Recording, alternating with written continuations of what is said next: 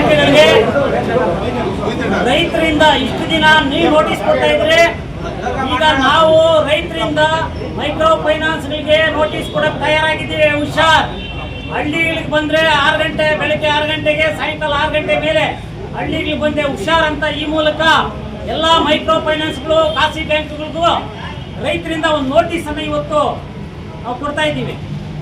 ಏನಂದ್ರೆ, ಮಾನ್ಯ RBI ಬ್ಯಾಂಕಿನ ಒಂದು ಡೈರೆಕ್ಷನ್ ಏನು ಇಲ್ಲದೆ ಕೂಡ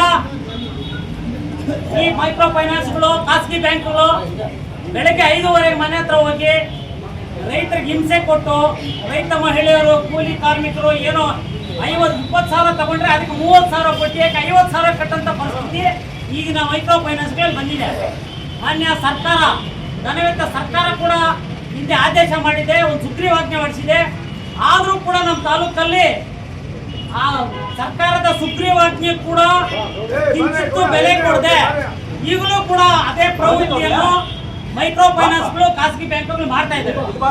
ಆದ್ರಿಂದ ನಾವು ಕಳಕಳಿಯಾಗಿ ಮಾನ್ಯ ತಾಲೂಕು ದಂಡಾಧಿಕಾರಿಗಳು ಕೇಳ್ಕೊಳ್ಳೋದೇನೆಂದ್ರೆ, ಈ ತಕ್ಷಣನೇ ಏನ್ ಖಾಸಗಿ ಫೈನಾನ್ಸ್ಗಳಿದೆಯೋ, ಏನ್ ಖಾಸಗಿ ಬ್ಯಾಂಕ್ಗಳಿದೆಯೋ ಅವ್ರನ್ನ ಸಭೆ ಕರೆದು ಅವರಿಗೆ ಒಂದು ನಿರ್ದಿಷ್ಟವಾದ ಡೈರೆಕ್ಷನ್ ಕೊಟ್ಟು ಬೆಳಗ್ಗೆ 5 ಗಂಟೆಗೆ ಹೋಗೋದಾಗ್ಲಿ, ಸಾಯಂಕಾಲ 6 ಗಂಟೆ ಮೇಲೆ ಹೋಗೋದಾಗ್ಲಿ ಇವೆಲ್ಲ ಮಾಡಿ ನಮ್ಮ ರೈತರಿಗೆ ಏನು ಆತ್ಮಹತ್ಯೆ ಮಾಡ್ಕೊಳ್ಳೋಕ್ಕೆ ಪ್ರೇರೇಪಣೆ ಮಾಡ್ತಾ ಇದ್ದಾರೋ ಈ ಖಾಸಗಿ ಫೈನಾನ್ಸ್ಗಳು, ಖಾಸಗಿ ಬ್ಯಾಂಕ್ನವರು, ಈ ತಕ್ಷಣ ಕೂಡಲೇ ನಿಲ್ಲಿಸಬೇಕು.